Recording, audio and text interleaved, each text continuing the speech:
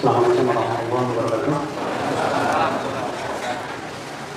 Alhamdulillah, nahmaduhu wa nasta'inuhu wa nastaghfiruh wa na'udzu billahi min shururi anfusina wa min sayyiati a'malina. Man yahdihillahu fala mudilla lahu wa man yudlil fala hadiya lahu. Asyhadu an la ilaha illallah wahdahu la syarika lahu wa asyhadu anna Muhammadan abduhu wa rasuluh. Qala ta'ala fi kitabihi karim, ya ayyuhalladzina amanu taqullaha haqqa tuqatih wa la tamutunna illa wa antum muslimun. Amma ba'd, fa inna asdaqal hadits kitabullah wa khairal hadi hadi Muhammadin sallallahu alaihi wasallam. Wa syarrul umuri muhdatsatuha wa kullu muhdatsatin bid'ah wa kullu bid'atin dhalalah wa kullu dhalalatin finnar. Ayyuhal ikhwah, a'azzani Allah wa iyyakum. Pada pagi hari ini alhamdulillah kita bersyukur kepada Allah atas limpahan karunia dan nikmat yang Allah berikan kepada kita. Dan insyaallah pada pagi hari ini kita akan membahas sebuah pembahasan yang berhubungan dengan ahkamul janaiz, hukum-hukum yang berhubungan dengan masalah jenazah. Bagaimana tata cara pengurusannya? Tentunya kita berusaha untuk berdasarkan kepada hadis-hadis yang sahih, ya, dan meninggalkan hadis-hadis yang tidak sahih. Karena banyak sesuatu yang dilakukan oleh masyarakat kita, ya ternyata setelah kita periksa periwayatannya banyak juga yang ternyata berdasarkan hadis-hadis yang tidak sahih. Baik, kita mulai dari yang pertama, ahkamul marid wal muhtadir. Hukum-hukum yang berhubungan dengan orang yang sakit dan orang yang sakaratul maut. Yang pertama, rujukan yang saya jadikan rujukan yaitu kitab yang ditulis oleh Syekh Shalih Fauzan dalam kitab beliau Al-Mulakhas Al-Fiqhi. Kata beliau, wa idza usiba al-insan bi marad fa 'alaihi an yasbir wa yahtasib wa la yajza wa yaskhat li qada'illahi wa qadarihi. Seseorang yang tertimpa sakit, yang pertama yang harus dia lakukan adalah sabar. Karena sakit yang menimpa seorang hamba itu pada hakikatnya adalah mengampuni dosa-dosa dia, mengangkat derajat dan yang lainnya. Maka dari itu seseorang yang sedang sakit jangan ia memperbanyak ia mengadu kepada manusia, tapi hendaknya kita mengadu kepada Allah Subhanahu wa taala saja. Yang kedua, wa kadzalika la ba'sa bit tadawi bil adwiyatil mubahah. Hendaknya dia berusaha untuk berobat dengan obat-obat yang mubah. Sebagaimana Rasulullah SAW bersabda, "Tadawu ya ibadallah wa la tadawu bil haram." Berobatlah wahai hamba Allah dan jangan berobat dengan yang haram. Maka tidak boleh kita berobat dengan sesuatu yang sifatnya haram dan diharamkan oleh syariat kita yang mulia. Ya seperti misalnya berobat dengan arak, atau berobat dengan mengandung ular kobra, atau berobat dengan setiap segala sesuatu yang diharamkan dalam syariat, maka itu tidak diperbolehkan kita berobat dengannya. Terlebih ikhwatul Islam kalau berobat itu dengan perdukunan, ya seperti kita datang ke dukun-dukun ya, untuk menghilangkan penyakit kita. Seperti di zaman sekarang ya ada dukun bisa memindahkan penyakit ke kambing. Itu semua perbuatan-perbuatan dukun yang tidak pernah dilakukan oleh Rasulullah SAW. Dan mendatangi dukun itu sendiri ikhwatul Islam termasuk dosa besar. Ya, Rasulullah SAW sabda, "Man ata kahinan fasaddaqahu bima yaqul faqad kafara bima unzila ala Muhammadin sallallahu alaihi wasallam." Siapa yang mendatangi dukun, ya, dan ia membenarkan apa yang dikatakan oleh dukun, sungguh ia telah kafir kepada apa yang diturunkan kepada Nabi Muhammad sallallahu alaihi wasallam. Yang ketiga, wa tusannu iyadatul marda. Disunnahkan agar kita menjenguk orang sakit, karena ia merupakan hak muslim terhadap muslim yang lainnya. Wa idza marida, ya, hendaklah apabila dia sakit hendaklah dia jenguk. Dan menjenguk orang sakit ya akhwat Islam keutamanya besar, di mana disebutkan dalam hadis bahwa orang yang menjenguk orang sakit maka bersalawat kepadanya 30.000 malaikat. Kemudian yang keempat, wa yahsunul marid dhannuhu billah wa yuhassinul marid dhannahu billah. Hendaklah orang yang sedang sakit itu ya berbaik sangka kepada Allah. Jangan sampai dia mati dalam keadaan berburuk sangka kepada Allah Subhanahu wa taala. Karena Rasulullah Allah Subhanahu wa taala berfirman dalam hadis qudsi, "Ana inda dhanni 'abdi bi." Aku mengikuti persangkaan hamba-Aku kepadaku. Maka seseorang yang berburuk sangka ketika ia mati, maka ya na'udzubillah dia termasuk mati dalam keadaan su'ul khatimah. Ya. Kemudian ya akhi, wa idza tadar al-marid. Kalau orang sakit ini yang kelima ya, ternyata ya dihadiri oleh wafat, sakaratul maut. Apa yang harus dilakukan? Fa innahu yusannu liman hadarahu an yulaqinahu la ilaha illallah. Hendaknya kita talqin si mayat itu ya dengan mengucapkan la ilaha illallah. Karena Rasulullah sallallahu alaihi wasallam bersabda, laqinu mautakum la ilaha illallah. Talqinkan mayat kamu dengan ucapan la ilaha illallah. Adapun yang dilakukan oleh masyarakat kita, mentalkin mayat sebatas dan mengucapkan Allah, Allah, Allah. Jelas yang pertama ya bahwa ini menyelisihi perintah Rasulullah sallallahu alaihi wasallam. Tidak ada satupun hadis yang menyebutkan bahwasanya Rasulullah SAW yang mentalkin mayat itu dengan mengucapkan Allah, Allah, Allah. Ya, terkadang sebagian masyarakat kita ini berhujah atau beralasan dengan sifatnya akal. Apa katanya? Ya, kasihan si mayat terlalu panjang mengucapkan la ilaha illallah. Dikhawatirkan katanya kalau dia ketika mengucapkan la ilaha terus mati. Berarti dia mengucapkan kata syirik. Ya, tidak ada Tuhan, tidak ada ilah. Kita katakan ya perkataan ini batil. Kenapa? Pertama, ini bertentangan dengan Al-Quran atau dengan hadis Nabi SAW yang menyuruh kita untuk mentalkin dengan la ilaha illallah. Yang kedua, bahwa Allah Maha tahu apa yang akan diucapkan oleh seorang hamba. Allah tahu bahwa dia akan mengucapkan la ilaha illallah, tapi kemudian ternyata ya dia baru mengucapkan la ilaha, kemudian nyawanya pun melayang. Maka ikhwatul Islam, terlebih syariat kita tidak pernah mengajarkan berzikir kepada Allah dengan sebatas mengucap Allah, Allah, Allah. Ya Allah, Allah, Allah. Tidak pernah ya kita mendengar hal itu dalam hadis-hadis Nabi SAW yang sahih. Setelah meninggal dunia, biasanya ya tanda orang yang meninggal itu kelopak matanya membesar, telinganya itu agak sedikit mengangkat, ya. Dan ikhwatul Islam, kalau kita sudah pastikan dan sudah kita bawa ke dokter atau kemana bahwa ini sudah meninggal dunia, ya, biasanya si mayat itu akan membuka mata, gitu. Sebagaimana disebutkan dalam hadis, innar ruh idza kharajat tabi'atul basar. Roh itu idza qubida, apabila dicabut itu akan diikuti oleh mata. Maka yang kita lakukan bagaimana?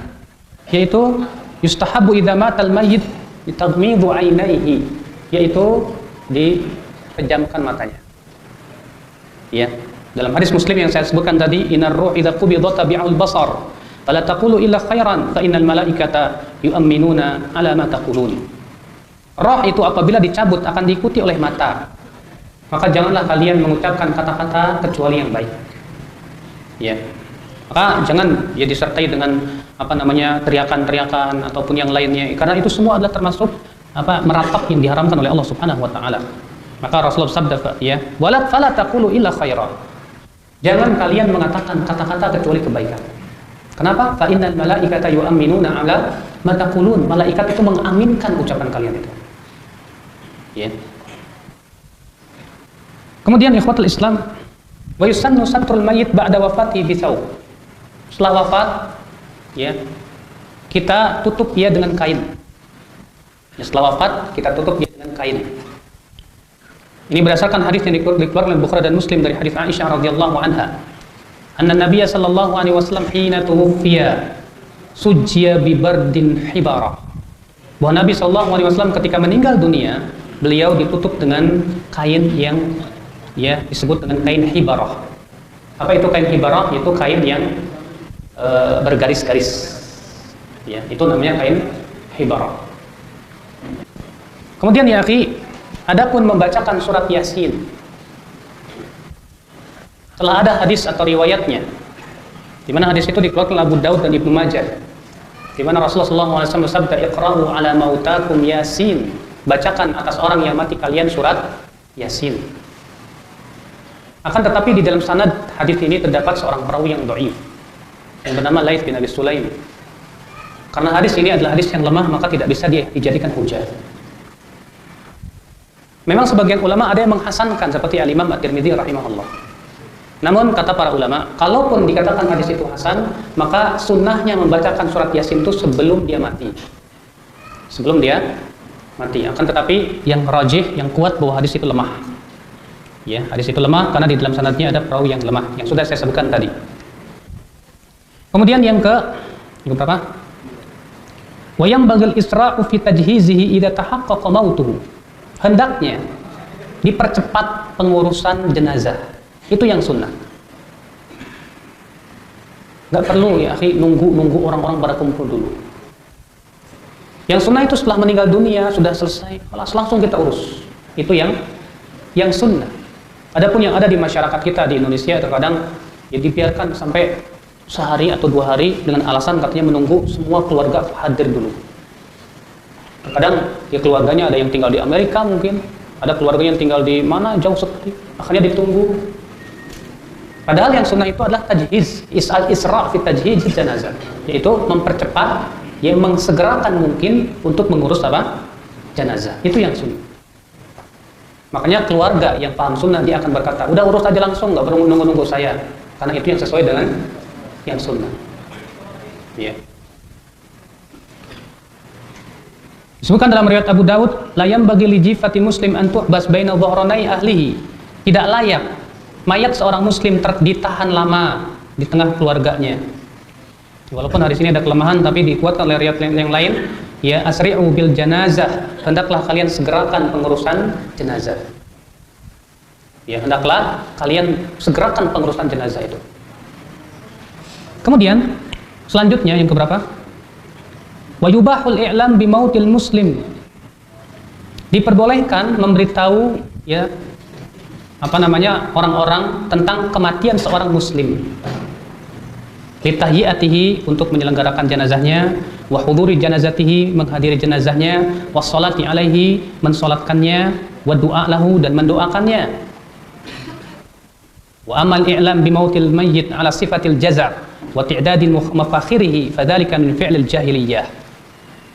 Adapun memberitahu dengan cara ya seperti meratap, maka itu termasuk perbuatan-perbuatan jahiliyah. Maka dari itu ya yang sunnah ya kita beritahu orang-orang. Adapun yang ada di masyarakat, memang ini sebuah kebiasaan. Ya, saya memandang kebiasaan ini dan saya belum mendapatkan dalilnya. Itu kalau ada orang mati selalu diumumkan di masjid. Ya.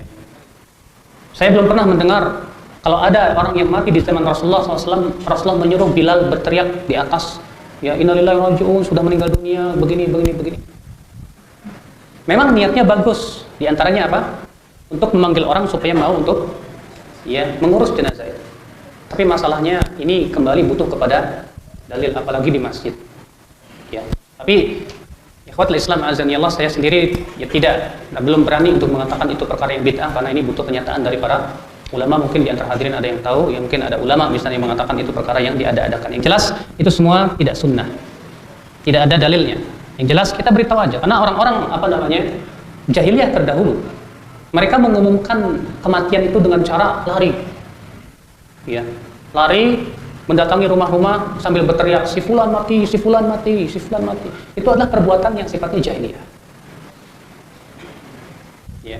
Maka kita beritahu tetangga kita, demikian pula saudara-saudara kita. Sekarang alhamdulillah untuk pemberitahuan itu masya Allah, ya sesuatu yang sifatnya enak, ada telepon, ada handphone dan yang lainnya.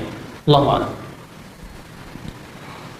Kemudian yang selanjutnya, kalau sudah meninggal dunia, ya, wa yustahabul isra' bi tanfidhi wasiyati. Kalau ternyata si mayat meninggalkan wasiat, hendaklah segera dilaksanakan wasiatnya itu. Wasiat di sini ya akhi biasanya berupa harta. Dan Rasulullah SAW memerintahkan siapa saja yang punya wasiat atau sesuatu yang ia ingin wasiatkan, ya jangan lebih dari 3 hari kecuali wasiat itu sudah tertulis. Wasiat itu ada 2 macam. Ada wasiat dengan harta. Yang kedua ada wasiat berupa nasihat. Adapun wasiat dengan harta, seperti misalnya seorang mayat atau orang yang masih hidup, dia punya keinginan misalnya tanah dia yang 1000 meter di sana ingin diwakafkan. Maka wajib dia tulis di wasiat itu. Nanti tolong setelah saya mati, tanah saya yang ada di sana yang berjumlah 1000 meter itu hendaknya diwakafkan untuk masjid. Atau misalnya diberikan kepada si fulan dan allan. Dan wasiat dengan harta ini ikhwatul Islam boleh dengan 2 syarat. Syarat yang pertama, tidak boleh lebih dari apa? 1/3. Sebagaimana disebutkan dalam hadis Sa'ad bin Abi Waqqas, di mana Sa'ad bin Abi Waqqas berkata, "Ya Rasulullah, aku sedang tertimpa sakit berat dan aku tidak punya anak kecuali 1 wanita. Bolehkah aku bersedekah dengan seluruh harta saya?" Kata Rasulullah, "Tidak boleh." "Kalau saya sedekahkan setengah harta saya, ya Rasulullah?" Kata Rasulullah, "Tidak boleh." "Kalau saya sedekahkan 1/3 harta saya, ya Rasulullah?" Kata Rasulullah, 1/3 boleh, itu pun sudah banyak. Wathuluth katsir, kata beliau.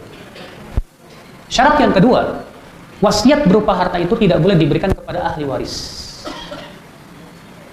Maka tidak boleh misalnya ya orang berkata, "Saya wasiatkan nanti setelah mati ya tanah saya yang 100 meter itu di sana untuk anak yang pertama."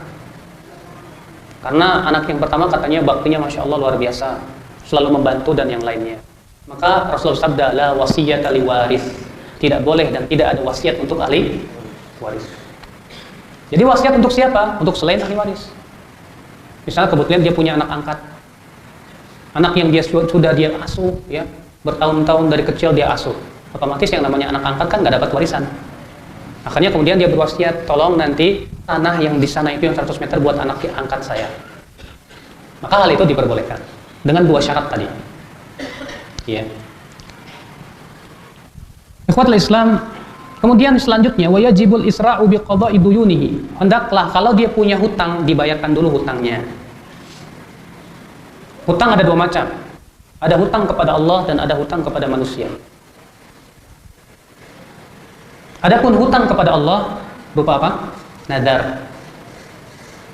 Kalau orang tua kita bernadar, kalau saya sembuh dari saya misalnya dulu dia pernah bernadar, saya kalau sembuh atau kalau saya dapat uang segini-segini, saya mau ya berinfak sekian-sekian. Kalau kita tahu misalnya orang tua kita bernadar, maka wajib nadar itu segera dilaksanakan. Kalau dia bernadar berupa puasa, maka anak-anaknya mempuasakan dia. Kalau dia bernadar yang melakukan suatu perbuatan, maka ahli warisnya yang melakukannya. Ya.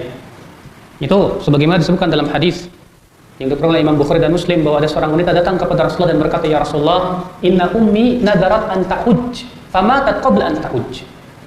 Hai Rasulullah sallallahu alaihi wasallam, ibuku ya sudah bernadar untuk haji, tapi ternyata keburu meninggal dunia.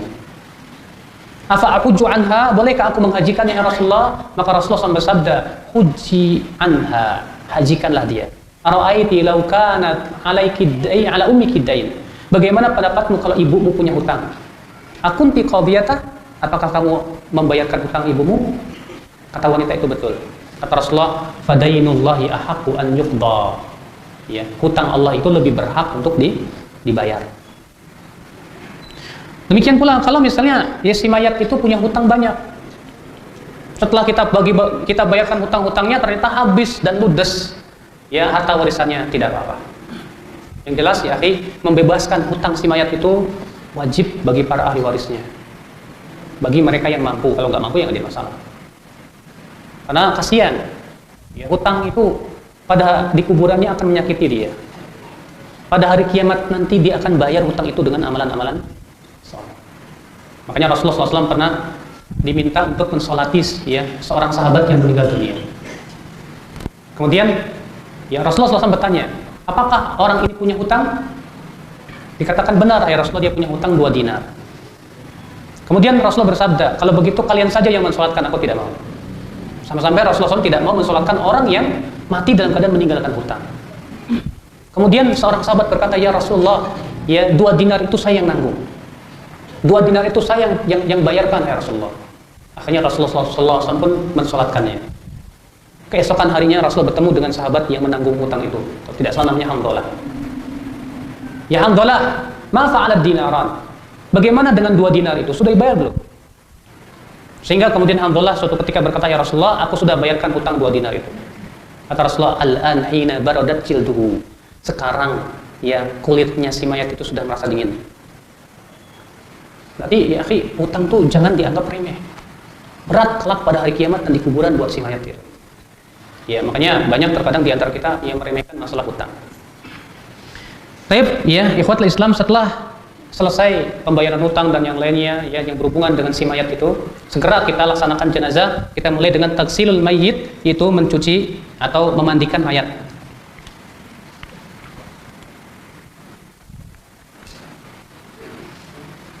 Kata beliau Syekh Shalih Fauzan, "Wa min ahkamil janazah wujubu taksilil mayyit 'ala man 'alima bihi wa amkanahu taksiluhu." Di antara hukum-hukum pengurusan jenazah, penyelenggaraan jenazah, yaitu wajibnya memandikan mayat bagi mereka yang punya ilmu dan mampu untuk memandikannya. Karena Rasulullah SAW memerintahkan memandikan mayat itu hukumnya wajib dengan ijma' para ulama. Ya. Yang kedua, warrajul yaghsilhu rajul, yang memandikan mayat laki-laki hendaklah laki-laki. Wal aula wal afdal an yakhtaru li taksilil mayit thiqah 'arif bi ahkamit taksil. Yang paling utama, kata beliau, yang memandikan mayat itu adalah orang yang punya keilmuan tentang bagaimana tata cara memandikan yang sesuai dengan sunnah, dan dia bisa dipercaya. Ya. Tapi kalau misalnya si mayat itu berwasiat, tolong nanti kalau saya mati tolong dimandikan oleh si fulan bin fulan, maka pada waktu itu lebih dikedepankan orang yang dijadikan wasiatnya itu. Tapi dengan syarat itu dia dipercaya dan dia mempunyai ilmu tentang bagaimana tata cara memandikan mayat. Ya. Kemudian ikhwatul Islam, bapaknya mayat yang paling utama yang memandikannya adalah anak-anaknya. Kata beliau, Abul Mayyit fahuwa aula bi taksil ibnihi. Bapaknya mayat yang paling utama adalah anak-anaknya, dan demikian pula anak-anaknya itu yang paling utama adalah bapaknya yang memandikannya, di ikhtisasihi bil hanwi wa syafaqah ala ibnihi, karena kasih sayang seorang ayah kepada anak-anaknya. Tsumal aqrab fal aqrab, kemudian karib kerabat yang lain yang paling dekat, maka itu yang paling utama untuk mengurus pemandiannya. Tapi tentunya itu juga ikhwatul Islam azanillah buat mereka yang tahu bagaimana tata cara memandikan. Banyak di antara kita ya akhi, ketika meninggal saudara kita, orang tua kita kelabakan. Gimana nih caranya? Ribut. Padahal cara memandikan mayat itu mudahnya minta ampun. Kalau antum saja yang masih hidup bisa memandikan diri antum, apalagi buat orang lain, insyaallah mudah. Tidak ada bedanya. Ya. Wal mar'ah taksiluhan nisa wal aula bi taksilil mar'ah al mayyitah wasiyatuha. Fa in kanat awsat bi anna taksilaha imra'atun mu'ayyanah quddimat wa yaru 'ala ghairiha. Seorang wanita hendaklah yang memandikannya adalah wanita juga. Dan yang paling utama adalah dari karib kerabatnya, kakaknya, adiknya, atau kalau ada ibunya, itu yang paling utama. Akan tetapi diperbolehkan ya, seorang suami memandikan istrinya dan istrinya memandikan suaminya.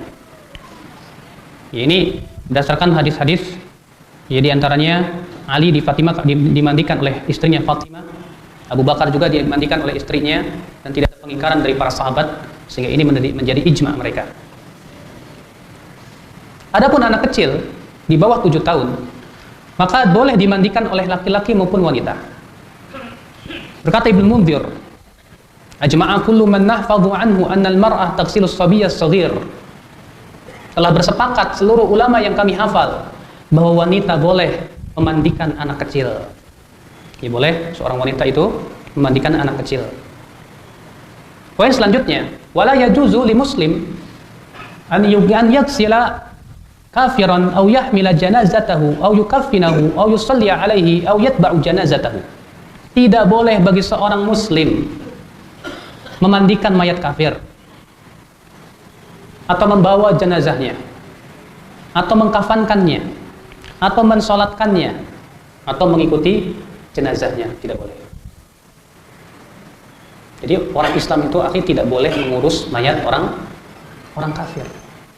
Kenapa? Karena Allah berfirman, ya ayyuhalladzina amanu la tatawallau qauman ghadiballahu alaihim. Hai orang-orang yang beriman, jangan kalian berikan loyalitas kepada suatu kaum yang Allah murka kepada mereka. Allah Subhanahu wa taala murka kepada orang-orang kafirin. Maka dari itu ikhwatul Islam, ya seorang muslim tidak boleh ya mengurus ya jenazah seorang kafir. Kecuali kalau tidak ada yang mengurus, maka pada waktu itu kita cukup kuburkan saja. berdasarkan hadis bahwa Abu Thalib meninggal dunia. Ternyata tidak ada yang mengurus. Kemudian Rasul bersabda kepada Ali bin Abi Thalib, "Inna abaka qad mat fawarih." Ayahmu sudah mati, kuburkan dia. Apa kata Ali bin Abi Thalib? "La wallahi ya Rasulullah, innahu mata kafiran." Tidak, demi Allah ya Rasulullah, aku tidak mau menguburkan dia karena dia mati dalam keadaan kafir. Tapi Rasulullah bersabda, "Wari abah, kuburkan." Ya kalau kamu sudah menguburkan, datanglah kepadaku. Kemudian Ali pun dia berdasarkan perintah Rasulullah SAW pun menguburkan si mayat tersebut. Syahidnya di sini Ali mengatakan, saya tidak mau menguburkan ayah saya karena dia mati kafir. Tapi Rasulullah tidak mengingkari perkataan Ali karena ini berhubungan dengan wala dan bara. Ya. Kemudian selanjutnya, wa yushtarat an yakuna al-ma'u alladhi yuksalu bihi tahuran mubahan. Kemudian syarat air yang digunakan untuk pakai mandi harus yang pertama suci dan mensucikan, tahur. Yang kedua mubah, bukan air hasil curian. Ya. Wal afdal an yakuna baridan, yang paling utama kata beliau ya kalau bisa air dingin. Karena itu lebih mampu untuk membersihkan kotoran. Selanjutnya wa yakunu taksil fi makanin mastur 'anil anzar. Memandikan mayat itu hendaknya di tempat yang tersembunyi, jangan terlihat oleh orang-orang. Ya, karena berhubungan dengan masalah yaitu akan terlihat nanti auratnya. Dan orang yang memandikan akhi, dia harus punya sifat dua. Yang pertama ikhlas. Yang kedua adalah dia menjaga amanah dan rahasia. Kenapa demikian? Terkadang ketika dia memandikan mayat, dia menemukan aib cacat di badannya. Kalau dia tidak punya sifat amanah, mungkin dia akan ngomong ke orang-orang, ternyata mayatnya gini. Ini termasuk ghibah. Dan seorang muslim itu haram digibah. Ya, baik dalam keadaan hidup maupun sudah mati, tidak boleh. Ya, tidak perbolehkan ikhwatul Islam. Kemudian ikhwatul Islam, wa yastur ma baina surratil mayit wa qarwarabati wujuban qabla taghsil. Sebelum kita mandikan si mayat ini, misalnya terbentang ini kan tempat apa namanya? Pemandian. Kemudian ada pulpen enggak? Ya. Mayat ini kita simpan di sini. Kalau mayat ini laki-laki, maka kita tutup antara apa namanya? Pusat dengan lututnya dengan kain. Ya, kita tutup begini. Kalau perempuan, ya ditutup dada sampai lututnya. Kita tutup dulu sedemikian. Ini misalnya mayat, anggap aja ini mayat ya. Kemudian kita tutup. Summa yujarrad min thiyabi, kemudian kita telanjangin, kita copot baju-bajunya. Kalau dia masih punya baju, tapi kalau sudah dicopot sebelumnya, dia nggak perlu. Ya, kita copot bajunya satu persatu. Ya. Wa yudhu 'ala sariril ghusli munhadiran nahwa rijlaihi. Kemudian diletakkan di atas tempat pemandian, kalau bisa tempat pemandian itu agak miring ke sebelah kakinya. Misalnya ini kakinya, ini kepalanya, agak miring begini. Ya, bagusnya begitu supaya apa? Kotoran-kotoran nanti akan ya, apa namanya? Keluar. Wa yahduru at-taghsil al-ghasil wa man yu'inu 'ala al-ghusli. Kemudian yang menghadiri pemandian tentunya orang-orang yang dibutuhkan untuk membantu nanti dalam pemandian. Sudah saya sebutkan tadi, yang paling utama adalah karib kerabatnya. Wa yakunu at-taghsil, caranya bagaimana? Ya akhi, kuncinya satu. Cara mencuci, memandikannya itu kuncinya satu. Persis dengan mandi jenazah, mandi janabat. Antum mandi janabat, siapa yang tahu mandi janabat caranya di sini? Yang tahu? Antumnya udah menikah masa nggak tahu mandi janabat? Setiap malam janabat nggak bisa mandi janabat, kan lucu. Yang pertama apa? Kita cuci dulu kemaluan, ya kan? Kalau antum mandi janabat begitu, cuci dulu kemaluan. Setelah kita cuci kemaluannya, kemudian kita berwudu. Ya, berwudu sampai ke kaki. Setelah itu apa? Setelah itu kita guyur kepala, kemudian disela-selai. Kalau mau pakai sampo silahkan disampo. Setelah selesai diguyur 3 kali, bur, ya kan? Setelah itu apa? Setelah itu mengguyur bagian kanan badan. Yang sunnah itu ya bagian kanannya dulu. Maka ketika kita mandi janabah, yang sunnah kanan dulu. Kanan dulu, setelah kanan baru kiri. Dan boleh pakai sabun, disabuni yang bersih sampai ke selangkangan-selangkangannya, sampai ke jari jemari-jemarinya, dibersihkan sampai ke ketiak-ketiaknya, leher-lehernya, telinganya, ya. Demikian pula ketika mewudukan ya, tidak perlu mulut itu dimasukkan ke dalam. Kalau jenazah, kalau antum masih hidup ya nggak jadi masalah. Kalau jenazah nggak bisa ngeluarin lagi, susah. Cukup ya kita pakai kain basah, kemudian kita masukkan ke mulut, dibersihkan. Kemudian hidungnya kita masukkan air ya 3 kali. Yaitu untuk berkumur-kumur dan ya. Sebelum memulai kita mandikan, sebagian ulama ada yang mensunnahkan untuk memencet perutnya. Tapi kata para ulama tidak boleh terlalu keras karena itu menyakiti mayat. Dan menyakiti mayat itu ya haram, baik ketika masih hidup maupun sudah mati. Seorang muslim tidak boleh disakiti. Nggak apa-apa ya, dipencet dulu perutnya. Untuk apa? Untuk menghilangkan dan memastikan bahwa kotoran itu sudah bersih. Ya. Tentunya kalau memang ternyata keluar kotoran ya kita harus cuci juga ya kuburnya dan kubulnya. Kemudian ikhwatul Islam azan ya Allah wa iyyakum. Setelah kita mencuci seluruh tubuhnya, berarti sempurna kan? Dan yang sunnah air itu dicampur dengan daun bidara. Antum tahu daun bidara? Coba diambil itu satu. Ya daun bidara. Kenapa sih harus daun bidara? Karena daun bidara itu wangi. Yang kedua, daun bidara itu ya adalah sesuatu yang sangat disunahkan oleh Rasulullah untuk memakainya. Antum tahu Sidratul Muntaha? Sidratul Muntaha yang ada di langit? Sidrah, namanya juga Sidrah. Sidrah itu artinya bidara. Makanya di langit yang ketujuh itu ada pohon namanya Sidratul Muntaha. Yang disebutkan oleh Rasulullah SAW ya bahwa daun Sidratul Muntaha itu seperti kupingnya gajah. Ya. Ini bentuknya daripada apa? Dan daun bidara itu ada 2 macam. Ada yang bentuknya lonjong begini. Ada lagi yang bentuknya bulat. Yang ada di rumah saya itu bentuknya bulat. Ya. Dan disebutkan dalam hadis bahwa Sidratul Muntaha itu daunnya seperti daun telinga gajah. Telinga gajah itu agak bulat. Ya. Memang ada 2 macam. Kalau ini panjang. Ada lagi yang bulat. Yaitu ada 2 macam. Daun bidara itu. Kalau tidak ada daun bidara maka bisa dengan sabun dan yang lainnya yang menggantikan. Itu tidak apa-apa. Nah, kalau kita sudah bersihkan satu, berarti itu ya bagian kanan, bagian kiri. Bagian kanan dulu kita bersihkan, kemudian kita balikan, bagian belakangnya kita bersihkan. Setelah itu bagian kirinya kita bersihkan, bagian belakangnya kita bersihkan. Berarti itu 1 kali mandi. Kita ulangi lagi sampai berapa kali? Minimal 3 kali. Yang wajib itu minimal 3 kali. Ya, minimal 3 kali. Enggak, yang wajib sekali, maaf. Yang sunnah 3 kali. Kalau dibutuhkan maka 5 kali. Kalau tidak cukup juga 7 kali. Dan jumlahnya harus ganjil. Ya, jumlahnya harus ganjil.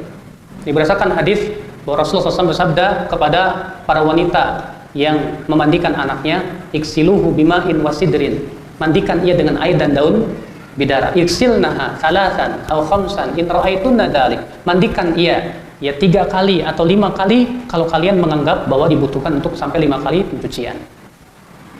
Ya, jadi ulangi lagi, yang kedua, yang ketiga sampai bersih benar. Selesai, ya, dimandikan. Tsumma yunshaful mayit bi thawbin wa nahwihi. Setelah selesai kemudian kita bersihkan dengan anduk. Ya. Setelah selesai kita bersihkan dengan anduk. Kalau mayatnya laki-laki cukup disisir rambutnya. Disisir. Kalau ternyata kuku-kukunya panjang, sebagian ulama mensunnahkan untuk dipotong. Ya. Demikian pula rambut-rambut kemaluannya juga kalau bisa dicukur. Ya, sebagian ulama mengatakan sunnah demikian. Wallahu a'lam. Karena katanya supaya lebih bersih ketika ia menghadap kepada Allah Subhanahu wa taala. Walaupun saya belum mendapatkan riwayat yang menunjukkan kepada hal ini. Akan tetapi ini sesuai dengan kaidah syariat tentunya. Kalau wanita, bila wanita itu rambutnya panjang, maka dikepang 3. Dijalin rambutnya menjadi 3 kali jalinan. Antum tahu nggak cara menjalin rambut? 2 ditanduk, 1 di mana? Di ubun-ubun. Ya. Cara menjalinnya 1 ini, 2 tuh di sini ditanduk. 1 di mana? Di ubun-ubun. Cara menjalinnya kita ambil menjadi 3 ini dulu, 3 apa? 3 rambut, kemudian kita jalin. Tahu kan cara menjalinnya? Seperti menjalin rotan begitu. Perempuan mungkin lebih tahu. Kemudian dijalin. Setelah dijalin menjadi 3 jalinan, disatukan, kemudian dikebelakangkan. Kemudian apa? Dikebelakangkan. Ya, 3 jalinan itu diikat dengan karet, misalnya ujung-ujungnya, kemudian dikebelakangkan. Ya, sudah selesai. Maka pada waktu itu, ikhwatul Islam azani Allah wa yakum, ya kita bawa segera ke tempat pengkafanan. Bagaimana kalau misalnya keadaannya mayat itu terpotong-potong? Maka kata para ulama, dan ini kaidah mengatakan la yukallifullahu nafsan illa wus'aha. Allah tidak membebani jiwa kecuali sesuai dengan kemampuan. Kalau memang ketemunya potong-potongan cuma tangan doang, ya kita mandikan tangannya doang. Ya. Demikian wahaluma jarrah. Kemudian ikhwatul Islam azani Allah, sekarang kita masuk kepada tata cara pengkafanan. Ahkamut takfin. Yang pertama, wa yushtarat fil kafan an yakuna satiran. Disyaratkan ya kain kafan itu harus menutup. Syarat kain kafan itu harus menutup. Wa yustahabbu an yakuna abyad nadhifan, dan yang sunnah itu adalah berwarna putih. Ya berdasarkan hadis Nabi sallallahu alaihi wasallam, ya ilbasu al-bayad ya wa kafinu biha mautakum aw kama qala. Hendaklah kalian memakai pakaian putih dan hendaklah kalian kafani ya mayat itu dengan warna putih. Memang terjadi ikhtilaf para ulama tentang apakah disunnahkan ya untuk mengkafani mayat dengan kain hibarah. Itu kain yang bergaris. Sebagian ulama mengatakan sunnah. Sebagian mengatakan tidak sunnah dan itu sudah dimansuh. Kenapa? Di antaranya pendapat Al-Hafidz Ibnu Hajar Al-Asqalani dalam Fathul Bari. Di mana ketika Rasulullah SAW wafat, tadinya Rasulullah SAW dikafankan dengan pakaian hibarah, kemudian dicabut oleh para sahabat dan diganti dengan kain putih. Dan tidak ada pengingkaran dari para sahabat. Wallahu a'lam. Baik ya akhul Islam azani Allah wa yakum. Kemudian ya, sudah kita sebutkan tadi bahwasanya kain kafan itu harus lebar. Yang sunnah atau yang wajib, kain kafan itu 1 helai. Ini miqdar al-wajib, yaitu yang wajib. Dan hendaknya kain kafan itu dari harta si mayat. Dari apa? Dari harta si mayat. Pernah Mus'ab bin Umair, beliau terbunuh di perang Uhud. Dan beliau tidak punya kain untuk mengkafaninya. Ya, para sahabat tidak mendapatkan kain apa-apa untuk mengkafaninya kecuali 1 kain punya beliau yang menempel di, kalau ditutupkan wajahnya kelihatan kakinya, kalau ditutupkan kakinya kelihatan wajahnya. Makanya Rasulullah bersabda, tutup ya wajahnya, kepalanya, adapun kakinya ditutup dengan izkhir, yaitu tumbuh-tumbuhan yang wangi yang ada di padang pasir. Berarti Mus'ab bin Umair di sini ikhwatul Islam azani Allah, ya dikafankan dengan 1 helai. Nah, ini yang wajib. Namun yang sunnah adalah 3 helai. Dan ingat ya akhi, memang sebagian ulama ada yang membedakan wanita dan laki-laki. Adapun laki-laki dengan 3 helai. Adapun wanita, sebagian ulama mengatakan disunahkan 5 helai. 3 helai kain kafan dan abaya serta kerudung. Ya. Namun hadisnya dhaif. Hadisnya lemah dan tidak bisa dijadikan hujjah. Maka yang rajih, wallahu a'lam, bahwa wanita dan laki-laki tidak ada bedanya. Sebab untuk mengatakan bahwa dikatakan itu sesuatu sunnah, itu butuh kepada dalil yang sahih. Apalagi untuk mengatakan disunahkan wanita itu ketika dikafankan harus pakai kerudung sama dibikin baju kayak abaya. Ya. Kita katakan masalahnya hadisnya dhaif. Untuk mengatakan itu sunnah butuh dalil, dan tidak ada dalil yang sahih, adanya hadis yang dhaif. Maka dari itu yang sahih, wallahu a'lam, yang rajih, bahwasanya ya pengkapanan mayat laki-laki dan perempuan tidak ada bedanya. Itu yang sunnah dengan 3 helai kain. Ikhwatul Islam, a'azzani Allah wa iyyakum. Kemudian kalau memang dia lebar, perhatikan, dimatiin dulu itu. Sebentar, dimatiin dulu. Ya. Perhatikan, ini misalnya 3 kain ya. Kalau misalnya kainnya lebar seperti ini, cukup kita tumpuk-tumpuk aja 3 kain.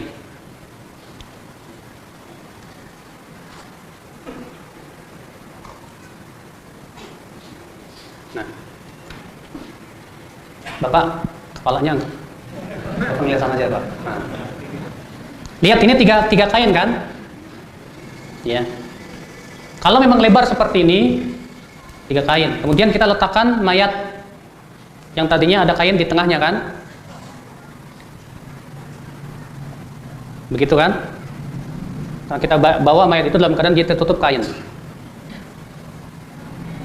Di mana kain kapan ini sudah ditaburi dengan wangi-wangian, minyak misik ataupun yang lainnya yang sifatnya apa? Wangi. Saya lupa tadi, ya, untuk memandikan di kali yang terakhir itu dengan memakai kain kapur barus. Saya lupa. Ya. Ketika memandikan, setelah selesai, maka yang terakhir itu air tersebut, kapur barusnya dihancurin sampai lembut. Kemudian dicampurkan dengan air seember, kemudian kita guyurkan sebagai apa? Sebagai pencucian yang terakhir. Kemudian kita bawa dalam keadaan seperti ini. Kemudian kita lipat. Ya, langsung kita lipat saja kalau memang sangat sangat lebar seperti itu. Ya, dilipat-lipat begitu. Demikian selanjutnya. Ya, dilipat-lipat. Tentunya ya, sebelumnya sudah kita siapkan tali, ya. Jenazah sudah di bawah. Di bawah itu sudah siapkan tali-tali jenazah. Kita lipat-lipat demikian. Kalau kainnya lebar sekali seperti yang saya sebutkan ini. Tapi kalau kainnya seperti di Indonesia, untuk kain kapan itu biasanya lebarnya paling 90 cm atau kurang, nggak sampai. Ya. Maka bisa kita bentuk supaya terlipat semuanya. Ya. Misalnya kainnya cuma segini.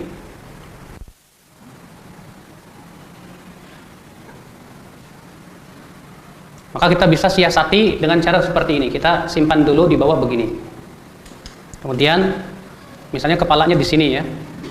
Kepalanya di sini, maka kemudian kita jadikan seperti ini. Ya. Bentuknya jadi seperti ini. Kelihatan nggak? Ya. Iya, jadi segitiga di mana kakinya di sini, kepalanya di bawah di sini. Kalau ternyata kainnya itu tidak mencukupi seperti yang saya sebutkan tadi. Tapi kalau kainnya mencukupi, maka pada waktu itu cukup dilipat-lipat saja. Ya. Kemudian ikhwatul Islam, azani Allah wa iyyakum. Hendaklah kain kapan yang digunakan untuk mengkafani mayat kain yang tidak terlalu mewah dan tidak terlalu jelek. Akan tetapi pertengahan antara itu. Ya. Akan tetapi pertengahan antara itu.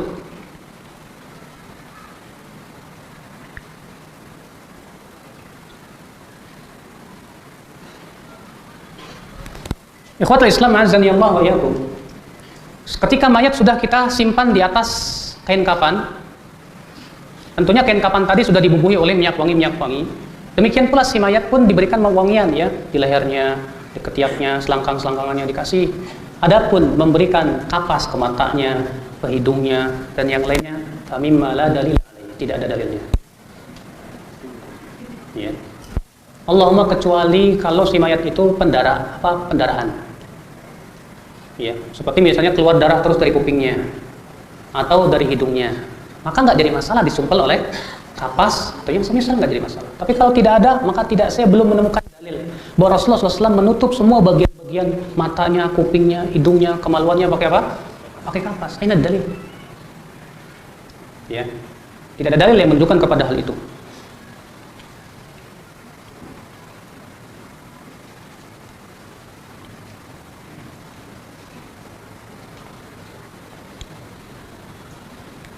Baik ya akhal Islam, azani Allah wa iyyakum.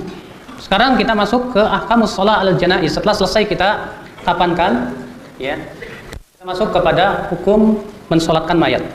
Dan mensolatkan mayat hukumnya fardu kifayah. Atas pendapat yang sahih dan yang rajih. Rasulullah SAW bersabda, "Man syahidal janazah hatta yusalla 'alaiha falahu qirat, wa man syahidaha hatta tudfan falahu qiratan." Siapa yang menyaksikan salat jenazah, ya maka ia dapat 1 qirat. Dan siapa yang menyaksikan sampai dikuburkan, maka dia mendapatkan 2 qirat. Dan 1 qirat itu sama dengan 1 gunung yang besar. Ya. Ini menunjukkan keutamaan dan menguburkan mayat. Kemudian ikhwan, syarat salat mayat, yang pertama niat, ya. Yang kedua menghadap kiblat. Yang ketiga menutup. Yang keempat suci, ya. Baju membuat. Kemudian sholat dengan 4 kali takbir. Sholat dengan 4 kali takbir. Adapun imam, kalau si mayat itu adalah mayat laki-laki, maka yang sunnah ya imam berdiri di kepalanya. Tapi kalau mayat itu mayat perempuan, yang sunnah itu berdiri di tengah. Tapi kalau misalnya mayatnya ada 3, yang 1 laki-laki, yang 2 perempuan, yang ketiga anak-anak, maka kita jejerkan, ya. Ini laki-laki di depan. Teruskan lagi. Kemudian yang kedua wanita, seperti ini. Paham nggak? Selanjutnya anak kecil di sebelah sini. Nah imam, karena ini laki-laki, dia berdiri di sini kan, di kepalanya laki-laki. Makanya jenazah perempuannya itu dijadikan ke atas sedikit supaya tepat di mana? Di tengah. Kalau ini ternyata jenazahnya lebih dari 1. Ya. Kemudian imam bertakbir Allahu Akbar dengan mengangkat tangan. Lalu membaca Al-Fatihah. Dan yang sunnah membaca Al-Fatihah itu tidak dikeraskan tapi dengan disirkan. Kemudian imam kembali bertakbir. Terjadi ikhtilaf para ulama. Apakah disunnahkan mengangkat tangan di takbir kedua, ketiga, dan keempat? Yang sahih dan yang rajih bahwa yang sunnah mengangkat tangan itu hanya di takbir yang pertama saja. Berdasarkan hadis Ibnu Abbas, dan hadis ini hasan, bahwa Rasulullah SAW ya mengangkat kedua tangannya di takbir yang pertama, tsumma la ya'ud, setelah itu Rasulullah tidak mengangkat lagi. Ya.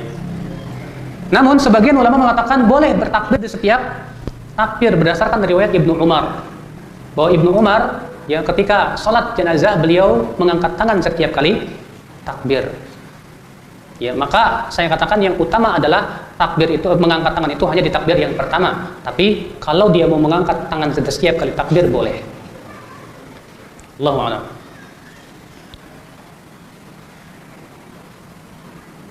Kemudian ikhwatul Islam, selesai sholat mendoakan, yang pertama ya rakaat pertama baca apa? Al-Fatihah.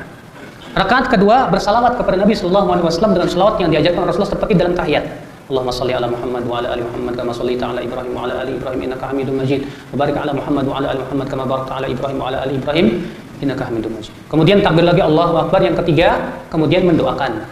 Bisa dengan doa yang panjang, Allahumma ighfir lahu warhamhu wa'afihi wa'fu anhu. Ya. Dan selanjutnya. Kemudian selanjutnya takbir yang ketiga Allahu Akbar, boleh langsung salam dan boleh kembali berdoa. Yang dalam hal ini. Adapun salam, maka telah ada 2 riwayat yang sahih. Riwayat yang pertama bahwa Rasulullah SAW salam hanya sekali saja ke kanan. Dan riwayat yang kedua Rasulullah SAW 2 kali sebagaimana salamnya dalam salat. Assalamualaikum warahmatullahi wabarakatuh. Assalamualaikum warahmatullahi. Dan yang sunnah mengucapkan salam itu dengan lirih. Mengucapkan salam itu dengan lirih, tidak dikeraskan. Sebagaimana telah ada riwayat yang sahih yang menunjukkan kepada hal itu. Kemudian ikhwatul Islam azani Allah wa iyyakum, terjadi ikhtilaf para ulama juga tentang orang yang paling berhak menjadi imam dalam salat jenazah. Sebagian ulama mengatakan yang paling berhak adalah wali, penguasa daerah itu. Dan ini rajih. Kenapa? Karena Rasulullah SAW senantiasa memimpin salat jenazah dan beliau sebagai penguasa di zaman itu. Kalau tidak ada wali, maka pada waktu itu naibnya. Siapa? Kalau tidak ada juga, maka yang paling utama adalah orang yang paling berilmu tentang fikih sholat jenazah. Kalau ternyata di antara karib kerabatnya ada yang berilmu tentang fikih sholat berjenazah, maka dia lebih didahulukan. Allahu a'lam. Ya.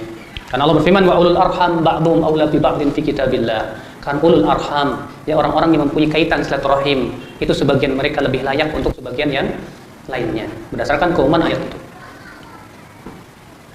Selesai ya, sholat segera kita angkat. Tidak ada doa-doa lagi. Adapun yang dilakukan di masyarakat kita setelah sholat jenazah, imam memimpin doa panjang banget, doa lagi. Semua itu diada-adakan. Sebab kalaulah itu baik, tentu yang pertama kali melakukannya siapa? Kalaulah butuh doa setelah jenazah, buat apa diadakan doa di dalam sholat jenazah? Doa di dalam sholat jenazah sendiri itu sudah cukup. Tidak perlu lagi bikin doa lagi setelah sholat jenazah. Jadi setelah sholat jenazah selesai, langsung kita angkat, digotong, ya. Kemudian langsung digotong, dipanggul, dan disunahkan berjalan cepat. Karena Rasulullah berdasarkan ayat juga, asri'u bil janaiz, hendaklah kalian percepat membawa jenazah. Kalau jenazah itu baik, maka itu kebaikan yang kalian berikan kepada dia. Kalau jenazah itu buruk, maka kalian telah meletakkan keburukan dari pundak-pundak kalian. Segera kita.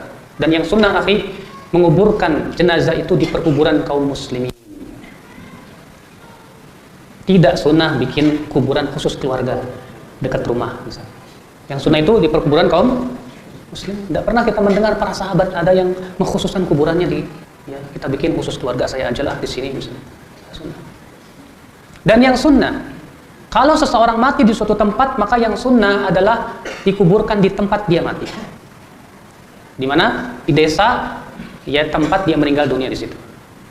Ini berdasarkan hadis bahwasanya ketika telah selesai perang Uhud, maka keluarga-keluarga korban pun datang dan membawa jenazah-jenazah untuk dikuburkan di kota Madinah. Maka Rasulullah SAW menyuruh untuk menyeru seseorang, ya hendaklah dikembalikan mayat-mayat itu ke tempatnya. Lalu kemudian dikembalikan mayat-mayat itu ke tempatnya dan dikuburkan di tempat mereka meninggal dunia. Makanya kalau antum meninggal, misalnya antum lagi pergi ke Sulawesi, antum meninggal di Sulawesi, tidak sunnah dibawa ke Jawa lagi. Banyak terkadang orang tua ketika meninggal, anaknya meninggal di mana? Di Sumatera. Dia, orang tuanya adanya di Jawa. Pokoknya bawa ke sini. Tidak sunnah. Bahkan sebagian ulama mengatakan haram hukumnya. Kenapa? Karena Rasulullah melarang. Melarang orang-orang, para keluarga yang membawa korban Uhud itu untuk dibawa kemana? Ke kota Madinah. Ya. Maka kalau antum meninggalnya di Sumatera, ya antum dikuburkan di sana. Antum meninggalnya di mana? Nggak perlu dibawa pakai pesawat atau apa gitu. Kemudian ya, yang sunnah membawa jenazah itu dengan berjalan kaki, dan tidak sunnah dengan pakai mobil, wala ambulan wala syai. Kecuali kata para ulama tempatnya sangat jauh di luar kota. Karena di dalam kota sudah nggak ada tempat, ya, terutama di daerah-daerah kota-kota besar terkadang untuk mendapatkan perkuburan susahnya minta ampun, Pak. Ada tapi harus ngontrak. Sehingga akhirnya si mayat ini udah hidupnya ngontrak, matinya ngontrak lagi. Walaupun demikian kata para ulama, kalau keadaannya demikian, ya, maka diperbolehkan menggali kembali kuburan yang sudah hilang tanda-tandanya. Makanya ikhwatul Islam azani Allah wa iyyakum, kalau antum pernah ke Baqi di kota Madinah, tidak ada satupun kuburan yang disemen, diplester, nggak ada. Ada tidak? Ada yang pernah haji? Antum lihat di sana? Ya, kuburan semuanya hanya di atasnya batu. Tidak ada yang disemen. Kata para ulama, apa manfaatnya? Yang pertama, ini sesuai dengan sunnah. Yang kedua, kuburan kalau sudah hilang tanda-tandanya, itu boleh digunakan lagi. Kuburan kalau sudah hilang tanda-tandanya, sudah nggak kelihatan ini kuburan atau bukan apa gimana, maka kata para ulama boleh dipakai lagi, dan ini dengan ijma para ulama. Makanya diriwayatkan bahwa di Masjid Khaif itu tadinya ada di situ kuburan 70 nabi. Memang riwayat ini diperselisihkan oleh para ulama kan kesahihannya. Tapi kalaupun itu sahih, kata para ulama, tidak menunjukkan bolehnya membangun masjid di atas kuburan. Kenapa? Karena kuburan Nabi itu sudah hilang. Kuburan Nabi itu sudah hilang, tidak kelihatan lagi. Pokoknya rata aja dengan tanah, sudah nggak kelihatan lagi. Maka pada waktu itu dengan ijma para ulama, kalau kuburan sudah hilang tanda-tandanya, boleh digunakan lagi. Ini dengan ijma. Sebagaimana dikatakan Syekh Albani rahimahullah dalam kitab dalam kitab Tahdhirus Sajid min Ittikhadil Qubur Masajid. Ya. Tapi kalau kuburannya di semen, udah tempat kuburannya misalnya semakin lama semakin penuh, di semen pula, gimana nyusahin? Ya, itulah memang hikmah-hikmah syariat agung ya Islam azani Allah ya. Ya. Kemudian ikhwatul Islam, kita pun pergi membawa mayat. Dan disunnahkan orang yang berjalan kaki untuk berjalan di belakang. Boleh juga di samping dan boleh di depan. Tapi yang sunnah, yang paling utama di belakang. Karena ya disebutkan dalam hadits itu ittiba'ul janaiz, ngikutin jenazah. Yang namanya ngikutin itu di depan apa di belakang? Iya, pasti yang namanya ngikutin itu di belakang. Ya. Orang yang berkendaraan dengan unta atau yang lainnya wajib di belakang. Nggak boleh? Itu tidak boleh di depan. Kemudian Rasulullah SAW dalam hadis yang sahih juga melarang mengikuti jenazah dengan dua, dengan suara dan dengan api. Maka nggak boleh mengikuti jenazah dengan teriak-teriak, baik itu dengan sholawatan, baik itu dengan nyanyian ataupun yang lainnya. Itu semua tidak ada sunnahnya.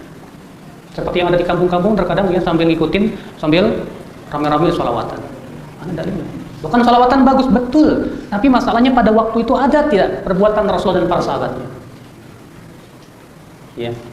Semua itu ya kalau Islam dari perkara-perkara yang tidak pernah diajarkan oleh Rasulullah SAW. Kemudian kita yang sedang misalnya ini, kemudian lewat jenazah, maka yang sunnah kita berdiri.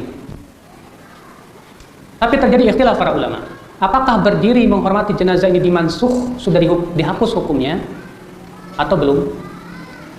Al-Hafidz Ibnu Hajar dalam Fathul Bari merojihkan bahwasannya berdiri menghormati jenazah yang lewat itu belum dimansuh.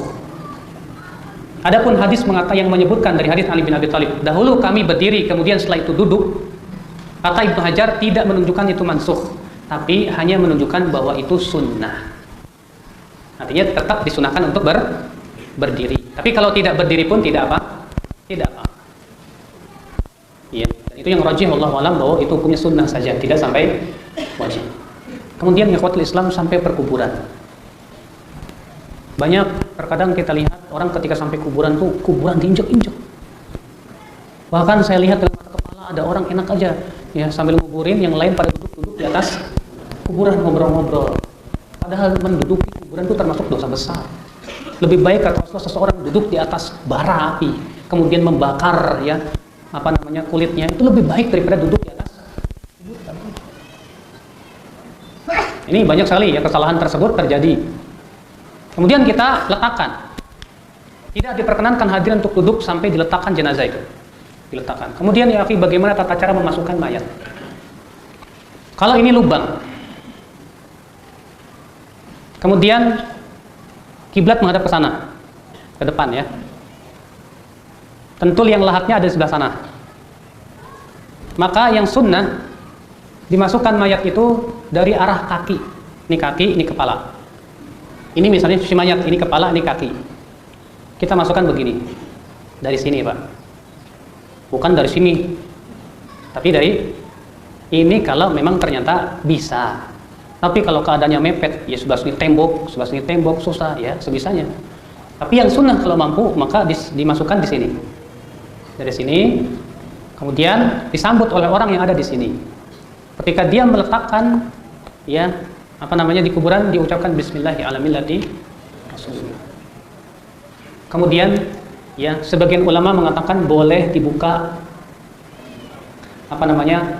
kain pengikat supaya mempermudah proses penghancuran tubuh. Namun itu tidak wajib. Ini mimbab yustahabbu saja, disukai. Tidak pernah saya mendapatkan satu dalil yang mengatakan itu hukumnya wajib. Tidak pula saya pernah mendapatkan satu ulama yang mengatakan itu hukumnya wajib. Paling banter dia hanya mustahab. Mustahab itu disukai. Dan disukai itu bukan sunnah. Ya. Mustahab saja. Kalau di masyarakat kita, kalau nggak dibuka tali pocongnya, abu. Nanti katanya jadi pocongan. Masya Allah. Udah gitu, ya akhi jinnya nakal lagi. Udah gitu bener Ya besoknya ada pocongan, ada orang lihat pocongan lagi gantung-gantungan di pohon misalnya. Itu tuh gara-gara nggak dicabut jadi pocongan gitu. Sampai di beberapa tempat itu ada, dia sudah dimandikan, sudah dikuburkan, sudah selesai. Kemudian ada sebagian orang mengatakan, ibu itu cara apa namanya pemandian dan ininya nggak sesuai sunnah. Udah begitu nggak dibuka lagi tali pocongnya. Ya, akhirnya marah. Kemudian apa? Dibuka lagi. Apa namanya? Digali lagi, dimandikan lagi dari awal. Semua ini ya, azan ya Allah wa yakum, permainan-permainan syaitan. Maka dari itu ikhwatul Islam azan ya Allah wa yakum, ya. Ini harus kita pahami bahwa kewajiban kita mengikuti sunnah. Kewajiban kita adalah mengikuti sunnah Rasulullah SAW. Kemudian dihadapkan ke kiblat. Si mayat itu dihadapkan ke mana? Ke kiblat. Apakah dibuka wajahnya? Sebagian kalau di masyarakat kita wajah itu harus dibuka dan diciumkan ke tanah. Sekali lagi saya tidak mendapatkan dalilnya. Andaikan para kiai-kiai yang ada di kampung-kampung itu membawakan satu saja dalil yang sahih yang mewajibkan untuk membuka wajahnya kemudian diciumkan ke tanah. Saya belum mendapatkan satupun dalil dari Nabi SAW dan para sahabat. Makanya saya katakan tidak sunnah membuka wajahnya tersebut. Ya, tidak disunnahkan untuk membuka wajah. Biarkan saja begitu, kemudian dihadapkan. Kemudian ya akhi, ya terkadang di masyarakat kita kan kalau dimandikan, dikafankan, si tangan dalam keadaan begini kan? Paham nggak? Kalau keadaannya seperti ini, terkadang untuk dihadapkan ke kiblat agak susah, tertahan dia. Makanya kembali kita bertanya, apakah ada sunnahnya bahwa mayat kalau mati itu disedekahkan? Sedangkan yang ada dalilnya bahwa sedekap itu khusus buat mereka yang sholat. Khusus buat siapa? Mereka yang sholat. Dan mayat itu disolatkan, bukan dia yang sholat. Makanya yang sahih, ya sedekap itu ya, ingat. Sedekap ini, gerakan seperti ini termasuk ibadah. Dan ibadah itu butuh kepada hendaklah mereka yang mengatakan bahwa mayat ya hendaknya disedekapkan begini membawa dalil. Tidak ada dalil satupun yang menunjukkan mereka.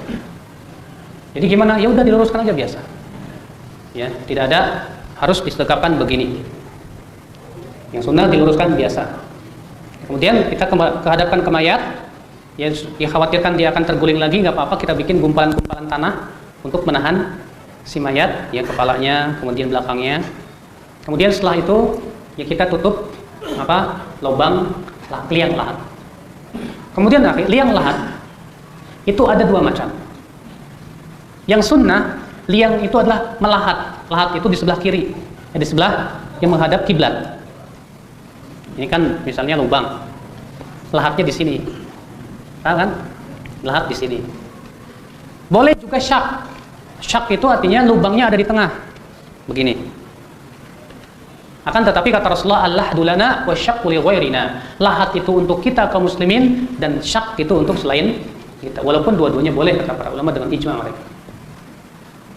Ya, kemudian setelah itu kita tutup. Yang lebih bagus menutup liang lahat itu dengan batu-batu panjang. Kenapa? Karena itu lebih kuat dan lebih awet. Tapi kalau tidak ada batu ya nggak apa-apa seadanya. Bambu-bambu, ya dirapat-rapatkan. Kemudian setelah selesai mau dikuburkan nih, disunnahkan seluruh hadirin mengambil tanah, kemudian menaburkan ke kepala si mayat 3 kali, seluruh hadirin.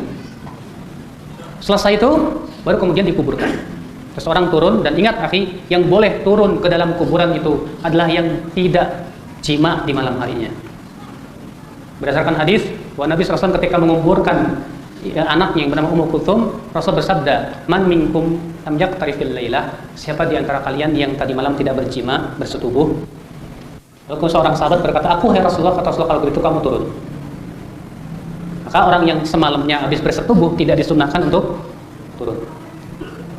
Jadi dia yang turun, dia yang kemudian menguburkan, ya sambil dipadat-padatkan terus sampai kemudian setelah selesai. Yang sunnah kuburan itu boleh dengan 2. Yang pertama berbentuk musannam. Musannam itu bentuknya seperti gunung seperti ini. Jadi tengahnya tinggi melandai ke bawah. Dan boleh juga musattah, yaitu berbentuknya seperti atap begini, seperti ini. Set gitu. Paham tidak? Musattah. Dan tidak boleh lebih dari sejengkal. Lebih dari sejengkal diwajibkan untuk diratakan. Apalagi membuat bangunan-bangunan di atasnya, seperti yang ada di perkampungan. Maka itu semua dilarang oleh Rasulullah. Dalam hadis yang diriwayatkan Muslim, menaha Rasulullah SAW an yujassasal qabru. Rasulullah SAW melarang kuburan diplester. Dilarang oleh Rasulullah SAW. Diplester nggak boleh. Yang kedua, Rasulullah SAW melarang wa an yubna alaih, dibangun bangunan di atas kuburan itu. Ya. Demikian pula dilarang oleh Rasulullah SAW diberikan lampu-lampu di kuburan. Semua itu dilarang oleh Rasulullah SAW. Selesai dikuburkan, Pak, tidak ada acara doa dipimpin orang. Silahkan mereka yang suka memimpin doa setelah di kuburan itu membawakan satu saja hadis Nabi SAW. Yang ada Rasulullah SAW menyuruh para sahabat masing-masing mendoakan si mayat. Ya. Mendoakan Rasulullah sabda, ya, dimana ketika Rasulullah SAW selesai menguburkan seorang sahabat, Rasulullah bersabda apa? Istaghfiru li akhikum fa innahu yus'al. Mohonkan ampunan untuk saudara kamu itu, sesungguhnya ia sedang ditanya oleh malaikat yang mungkar dan nakir. Tidak ada Rasulullah SAW doa, ayo kita mintakan istighfar, Allahumma fir lahu dzunubahu. Yang lain mengatakan amin, amin. Rasulullah berkata, mohonkan ampun buat dia. Berarti disuruh oleh Rasulullah SAW semua hadirin masing-masing mendoakan. Lalu bagaimana Ustadz, sebagian masyarakat kita ini, ya, ketika mau dikuburkan itu diadzan dulu, Allahu Akbar, Allahu Akbar. Memang ada hadisnya, Pak. Akan tetapi hadisnya dhaif. Hadisnya apa? Yang sahih kata Imam Darqutni fahuwa mauquf. Dan hadis mauquf itu termasuk salah satu macam hadis yang dhaif. Kalau ada yang bertanya, di masyarakat kita Ustadz, kalau habis dikuburkan si kiai berkata, hai mayat, ucapkan Tuhanku Allah, Nabiku Nabi Muhammad, agamaku Islam, yang disebut dengan apa? Talqin. Kita katakan ini pun juga hadisnya sangat lemah. Ya. Tidak sahih. Walaupun Syekhul Islam Taimiyah rahimahullah mengatakan yang sahih tidak bid'ah, tapi juga tidak sunnah. Ya, beliau lebih condong untuk mengatakan tidak bid'ah. Syekhul Islam Taimiyah rahimahullah itu di dalam kitab Majmu' Fatawa. Maka dari itu ikhwatul Islam, memang di Indonesia ini ya, kalau kita mau kritisi ibadah-ibadah yang ada di masyarakat, saya katakan banyak berdasarkan hadis-hadis yang tidak sahih. Kalau kita laksanakan sesuai dengan sunnah, pasti masyarakat akan apa? Terkejut, geger, apa ini? Yang nggak didoain, nggak apa, begini kayak kucing aja. Ada sunnahnya Rasulullah SAW demikian. Memang banyak sekali ya, itulah yang kewajiban kita tentu kaum muslimin untuk yang pertama mengikuti sunnah Rasulullah SAW, yang kedua berusaha mengkritisi ya ritual-ritual yang ada di masyarakat kita tentunya dengan keilmuan, bukan sebatas taklid buta kepada ajengan-ajengan ataupun kiai. Selesai sudah kita pulang. Selesai sudah kita pulang dan tidak ada ritual-ritual lagi. Doakan si mayat tersebut ketika kita sholat dan yang lainnya. Adapun kumpul-kumpul di keluarga kematian, makan-makan di situ, maka dengan ijma' para ulama itu hukumnya haram. Berkata Jarir bin Abdullah, "Kunna na'uddul ijtima' inda ahli al-mayyit wa ta'ama fihi minan niyahah." Kami dahulu di zaman Rasulullah menganggap berkumpul-kumpul di keluarga mayat dan makan-makan di situ termasuk apa? Ya, meratap. Ustaz, kata seorang ustaz, Rasulullah pernah diundang ke duri arwah atau makan-makan di rumah kematian. Hadisnya diriwayatkan oleh Baihaqi dengan sanad yang tidak benar. Tidak pernah diriwayatkan bahwasanya Rasulullah SAW ya kumpul-kumpul makan-makan ke duri di rumah kematian. Lebih Rasulullah SAW sendiri yang melarangnya. Bahkan seorang sahabat yang bernama Jarir bin Abdullah tegas mengatakan itu termasuk meratap. Ya, itu termasuk meratap. Bahkan disebutkan dalam hadis isna'u li ali Ja'far ta'aman fa innahu qad atahum ma yashghaluhu. Buat untuk keluarga Ja'far makanan karena telah datang kepada mereka sesuatu yang menyibukkan mereka. Ya.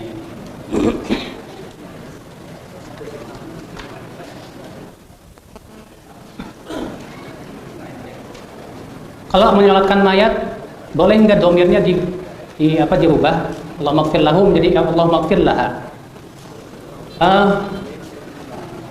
Allahu a'lam ya. Sebagian ulama mengatakan lebih baik jangan dirubah.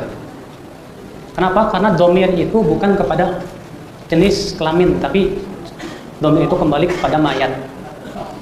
Artinya Allahumma ighfir li hadzal mayyit, dan kata mayyit itu umum untuk laki-laki maupun perempuan. Yang lebih bagus tidak perlu diubah. Kalau ada orang sudah meninggal tapi belum berkorban, apakah ahli warisnya mengkorbankannya? Tidak perlu, karena tidak ada riwayat, kata Syekh Utsaimin, tidak pernah kita mendengar ya ada sahabat atau tabi'in mengudhiyahkan, menyembelihkan hewan kurban untuk orang yang sudah mati. Walaupun itu demikian, kita tidak berani mengatakan itu hukumnya tidak boleh. Sebab ulama mengatakan boleh, karena kurban itu sama dengan bersedekah, dan bersedekah dengan mayat itu adalah diperbolehkan. Sebagaimana dalam hadis ya Rasulullah, inna ummi matat ya faltatan, hai Rasulullah, ibuku meninggal secara tiba-tiba. Wa adhunnu law takallamat la tasaddaqat. Saya menyangka kalau ibuku masih sempat untuk berbicara, ia akan bersedekah. Apa atasaddaqu anha, bolehkah aku bersedekah untuknya? Maka Rasulullah sabda, tasaddaq anha, sedekahkanlah untuk dia. Maka dari itu Syekh Abdul Aziz bin Baz mengatakan boleh ia berkorban untuk mayat, karena ia min bab sedekah. Adapun Syekh Utsaimin, seingat saya dalam Syarh Mufti, beliau mengatakan bahwa berkorban untuk mayat itu saya belum dapatkan riwayatnya dari sahabat tabi'in dan tabi'in, tapi untuk menghukumi itu bid'ah itu juga sulit, kata beliau. Boleh tidak Ustadz dalam satu liang lahat menumpuk beberapa jenazah? Pada asalnya haram. Pada asalnya tidak boleh di dalam satu liang lahat itu ada 2 jenazah. Kenapa? Karena yang pertama itu menyelisihi apa yang dilakukan oleh Rasulullah SAW. Yang kedua itu menyakiti si mayat. Tapi kata para ulama, indal hajah, ketika dibutuhkan karena banyaknya mayat, maka boleh dalam satu liang itu beberapa mayat. Ya, khusus ketika dibutuhkan saja. Apakah kalau si perempuan itu rambutnya pendek tetap dikepang juga? Tidak perlu. Kalau memang rambutnya pendek sekali kayak laki-laki, tidak perlu. Apabila yang meninggal orang tua laki-laki yang memandikan anak kandung perempuannya, hukumnya bagaimana? Tetap tidak boleh. Ya, karena ini berhubungan dengan sebagaimana anak kecil saja nggak boleh melihat kemaluan ibunya atau bapaknya sesudah besar. Demikian pula setelah mati.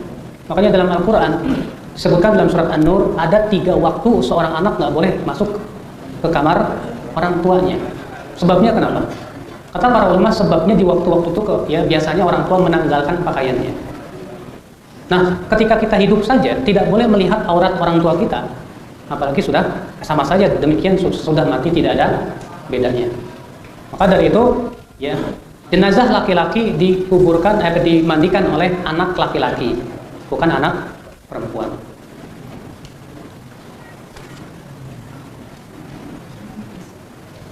Ketika kita memasuki pemakaman, apakah seperti alas kaki, sendal dan yang lainnya dibuka? Ya, sunnahnya begitu. Berdasarkan hadis bahwa Rasulullah pernah melihat seorang laki-laki yang masuk perkuburan dan memakai sendal sibtiyah. Maka Rasulullah sabda, ya sahibas sibtiyatain alqi sibtiyatain. Hai yang pakai sendal sibtiyah, itu buang sendal itu. Tapi kalau keadaannya misalnya tanah perkuburan becek karena akibat hujan, maka tidak apa-apa kita pakai sendal. Lil hajah. Boleh tidak ketika kita menguruk ya mayat, ketika hendak dikuburkan kita injak-injak? Demikian harusnya. Sebab kalau kita tidak injak-injak, itu nanti besok-besok tanah itu akan ke dalam. Kenapa? Karena tidak padat. Harus injak-injak supaya apa? Keras. Boleh tidak jenazah dikafankan dengan kain ihram? Boleh. Kain kafan itu tidak harus dari kain ketoron atau hero atau enggak perlu. Yang jelas kain apa saja, selama kain itu putih dan bagus, maka dengan kain ihram boleh? Boleh. Ya tidak apa-apa. Bagaimana hukum mendudukan mayat sebelum memandikan dengan maksud mengeluarkan kotoran dari perut melalui mulutnya? Tidak sunnah. Ya, dan itu juga termasuk masyaqqah, sesuatu yang susah, menyulitkan.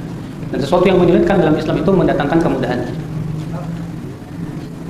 Kalau kita bertakziah, doa apa yang kita baca? Yang kita baca adalah, yang disunahkan bertakziah itu adalah menghibur supaya si keluarga yang ditinggal itu tidak bersedih. Sebetulnya tidak ada bacaan khusus, cukup kita katakan seperti Rasulullah SAW sabda, inna lillahi ma akhad wa lahu ma a'ta wa kullu syai'in bi ajalin musamma. Ya. Milik Allah lah yang Allah ambil. Milik Allah pula apa yang Allah berikan. Semua milik kita.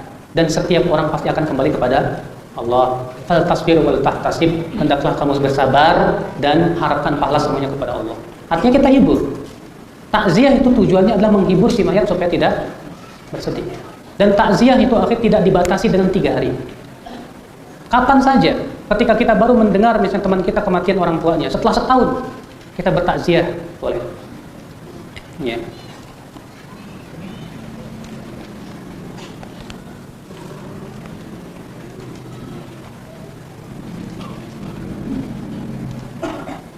Bolehkah kita menguburkan mayat sesuai dengan amanahnya? Misalnya dia meninggal di Jakarta, amanahnya sebelum mati kalau mati dikuburkan di Bandung. Ini namanya wasiat dalam rangka bermaksiat, dalam artian bertabrakan dengan dalil. Maka wasiat seperti ini dengan kesepakatan para ulama yang saya ketahui tidak boleh dilaksanakan. Karena wasiat itu syaratnya apa? Syaratnya tidak boleh bertentangan dengan Al-Quran dan hadis. Kalau ternyata wasiat itu bertentangan dengan Al-Quran dan hadis, maka tidak boleh dilaksanakan. Di tempat kami, orang setelah dibaringkan dengan kepala di timur dan waktu disolatkan kepala mayat di sebelah selatan. Bagaimana posisi yang sunnah? Posisi yang sunnah seperti itu. Kalau kiblat menghadap ke sini, kepala di sini, dan kaki di sini. Berarti kalau kiblatnya ke mana? Ke barat, ya, kepalanya ke mana? Utara, kakinya ke selatan. Ya.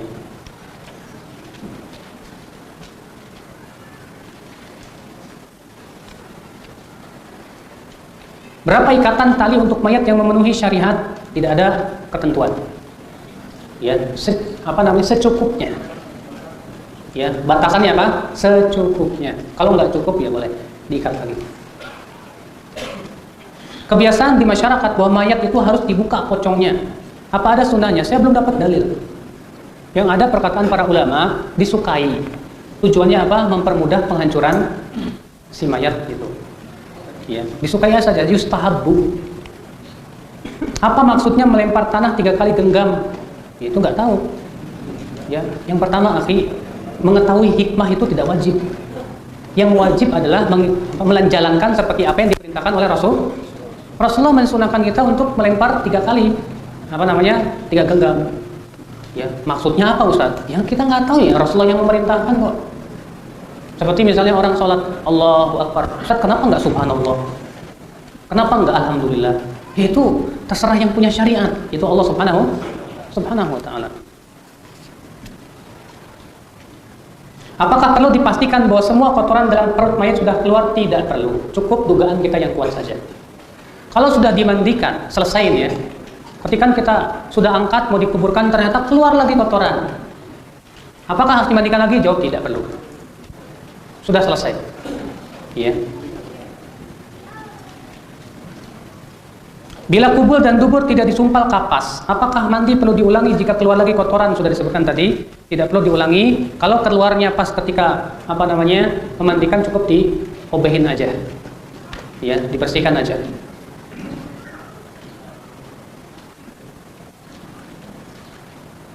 Karena tidak bisa dikiaskan dengan orang yang hidup ya. Kalau orang hidup betul, ketika kita sholat atau kentut, wajib kita apa? Wudu lagi. Nah, sekarang mayat kemudian keluar dengan sendirinya. Ya, sementara kita sudah bersihkan semuanya. Akhirnya gara-gara itu diwajibkan bersihkan lagi, maksudnya dimandikan lagi dari awal. Ini mana dalilnya? Dan mengkiaskan orang yang sudah mati dengan yang hidup itu tidak benar. Kecuali dalam perkara-perkara yang Rasulullah SAW mempersamakannya.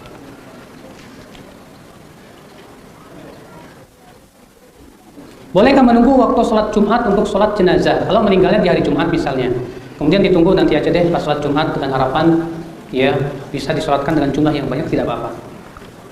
Boleh, lil maslahah boleh. Pada waktu akan melaksanakan sholat jenazah, pemimpin sholat bertanya, apakah almarhum ini baik? Ya, ini pun tidak ada sunnahnya. Adapun hadis, suatu ketika Rasulullah SAW lewatlah jenazah.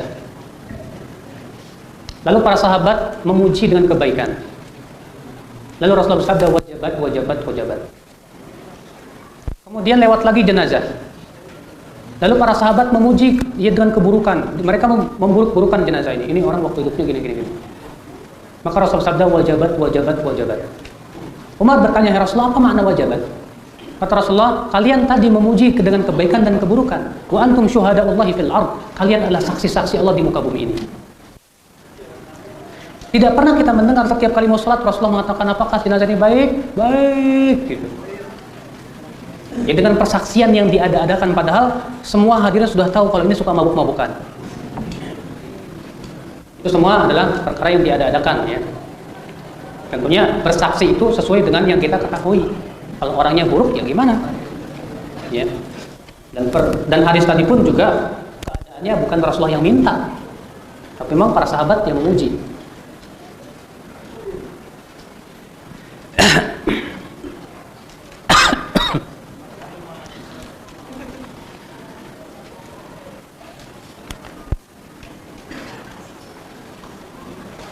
Apakah membaca doa iftitah ketika sholat jenazah itu sunnah? Tidak sunnah. Cukup membaca Al-Fatihah saja. Bolehkah istri atau anak perempuan mengantar sampai ke kuburan? Makruh. Karena Ummu Atiyah berkata, nuhina an ittiba'il janaiz falam yu'zam alaina. Kami dilarang oleh Rasulullah SAW untuk mengikuti jenazah, tapi tidak dikuatkan larangan tersebut. Ustadz, tadi mandinya dengan gayung, bagaimana dengan selang? Boleh tidak? Ya nggak apa-apa. Tapi kita berusaha untuk tidak boros. Kalau pakai selang biasanya boros, Bos. Kita nggak bisa memperkirakan, keluar terus itu. Tapi kalau pakai gayung, itu kita bisa memperkirakan. Maka semakin irit, semakin sesuai dengan sunnah. Apakah makam harus selalu dibersihkan rumputnya? Tidak. Ya, tidak ada kewajiban atau keharusan atau perintah untuk membersihkan makam, tidak. Sebelum mensolatkan mayat, apa ada pidato dulu? Nggak ada. Ya, pidato dulu, innalhamdulillah, nahmaduhu wa nasta'inuhu wa nastaghfiruh. Ceramah dulu, ini kapan sholatnya ini?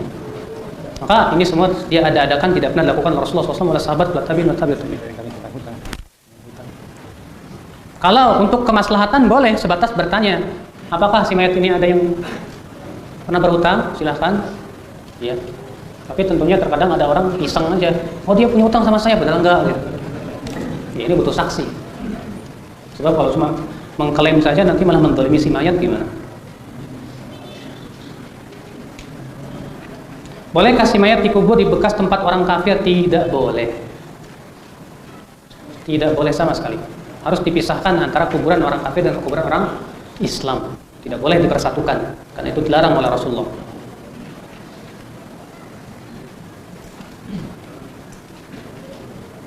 Bolehkah melaksanakan sholat jenazah sendiri-sendiri? Ya, sunnahnya berjamaah. Tapi kalau misalnya ya keadaannya misalnya ada orang datang belum sempat mensolatkan, sementara sholat jenazah sudah selesai, kita juga nggak ada teman ini mau mensolatkan, ya udah sholat sendiri aja. Ya, sholat sendiri aja nggak jadi masalah.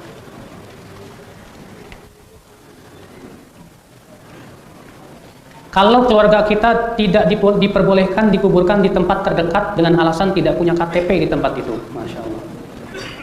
Daripada ribut, gimana nih Ustadz? Kalau keadaannya memang takutnya mudorot, maka tidak apa-apa, ya dibawa keluar, dicari tempat yang di situ bisa dikuburkan. Kalau memang keadaannya susah dan sulit, ya.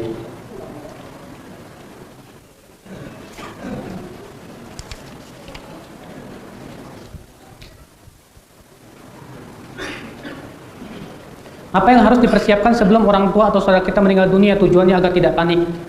Yang dipersiapkan yang pertama keimanan kepada Allah Subhanahu wa taala dan yakin bahwasannya setiap manusia itu pasti akan meninggal dunia maksudnya. Kemudian kita mempelajari tata cara ya, menyelenggarakan jenazah. Demikian pula kita berusaha untuk mengetahui atau memberikan nasihat-nasihat yang baik kepada orang tua kita atau siapapun juga. Ya, karena kita tidak tahu siapa duluan yang meninggal, apakah kita atau orang tua kita. Ustadz, ketika mengantar jenazah ke pemakaman kan terburu-buru sehingga mayat itu tergoncang-goncang. Akhi, berjalan cepat menuju makam itu hukumnya sunnah. Ketika kita berjalan cepat akhirnya mayatnya tergoncang-goncang nggak jadi masalah. Ya, karena mayat itu tidak merasakan apa-apa lagi dan itu tidak termasuk menyakiti si mayat. Sebab kalau dia berjalannya cepat begitu, goncangannya sedikit, tidak terlalu, kecuali kalau ya bawanya sambil lari-lari gitu kan, baru.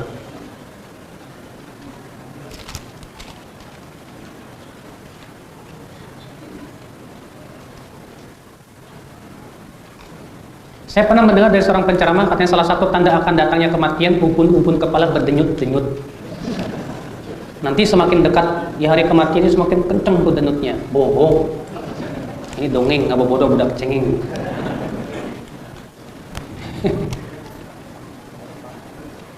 Apa hikmah si mayat dimandikan dengan sebersih-bersihnya? Ya karena dia akan dihuburkan dan akan menghadap kepada Allah. Bukannya yang menghadap kepada Allah itu rohnya, bukan jasadnya. Ya. Akhi, sekali lagi itu yang diperintahkan oleh syariat. Kewajiban kita, akal kita ini ya sami'na wa ta'na. Ya, itu yang diperintahkan. Yang kedua, ini untuk menghormati seorang muslim, manusia. Yang membedakan dia dengan hewan. Kalau hewan iya nggak dimatiin, langsung dikuburin, bahkan dibuang begitu saja. Ya.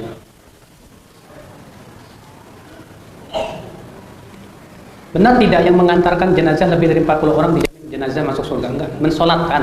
Siapa yang disolatkan oleh 40 orang yang semuanya ya bertauhid dan menjauhkan kesyirikan, maka ia akan mendapatkan syafaat dan masuk surga.